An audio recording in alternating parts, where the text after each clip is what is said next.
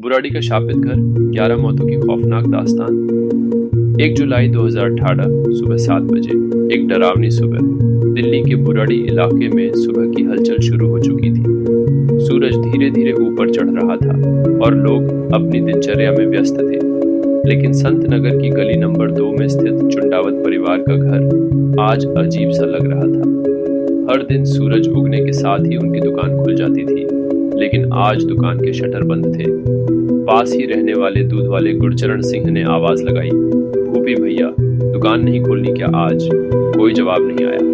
कुछ और पड़ोसी जमा हो गए। धीरे धीरे बेचैनी बढ़ने लगी। आखिरकार किसी ने दरवाजा जोर से धक्का दिया। दरवाजा खुल गया और जो उन्होंने अंदर देखा उसने उनकी रूह को कंपा दिया। झूलते हुए शरीर और एक रहस्य। पूरे घर में सिर्फ सन्नाटा था। फिर अचानक एक महिला चीख पड़ी, हे भगवान! उनके सामने 11 लोग फांसी के फंदे से झूल रहे थे। 10 शव छत की ग्रिल से बंधे थे। उनके हाथ पीछे बंधे थे, आंखों पर पट्टियां थी और मुंह में कपड़ा ठूसा हुआ था। 77 वर्षीय नारायणी देवी, जो परिवार की सबसे बुजुर्ग सदस्य थी, का शव फर्श पर पड़ा था। हर कोने में पूजा का सामान रखा था और दीवारों पर कुछ विचित्र चित्र और नोट्स लगे थे। ये एक सामूहिक आत्महत्या थी या किसी ने 11 लोगों की हत्या कर दी थी?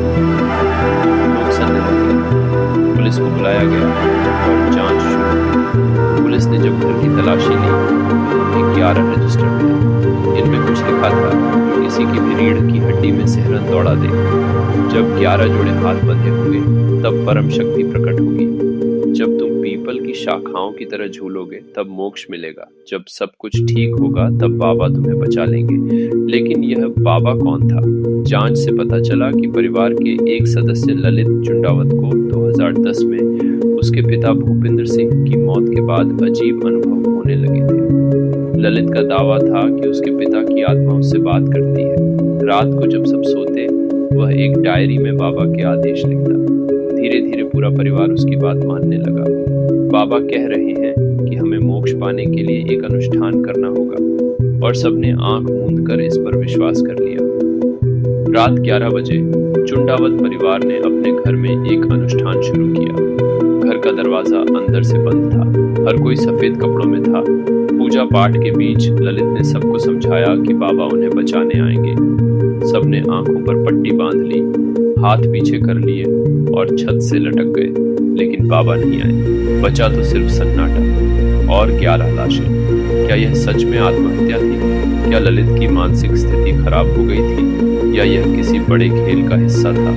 अगर यह हत्या थी तो कौन था जो पूरे परिवार को नियंत्रित कर रहा था? जांच में कोई बाहरी साजिश नहीं मिली। यह एक मनोवैज्ञानिक जाल था जिसमें पूरा परिवार उलझ गया था। आज भी वह घर वही है, लेकिन कोई उसमें रहने की हिम्मत नहीं करता। लोग कहते हैं रात को वहां से अजीब आवाजें आती हैं। कभी-कभी खिड़कियों से कोई झांकता हुआ दिखता है, लेकिन कोई नहीं होता। अंधविश्वास कभी भी किसी के जीवन से बड़ा नहीं हो सकता। किसी की भी बातों को बिना तर्क के मान लेना घातक साबित हो सकता है। अगर कोई मानसिक तनाव में है तो उसे सही समय पर मदद मिलनी चाहिए। आपका क्या मानना है? क्या आपको लगता है कि यह एक तांत्रिक अनुष्ठान था, मानसिक भ्रम था, या कुछ और? अपनी राय हमें कमेंट में बताएं। ऐसी ही डरावनी और रहस्यमयी कहानियों के लिए हमें फॉलो करें।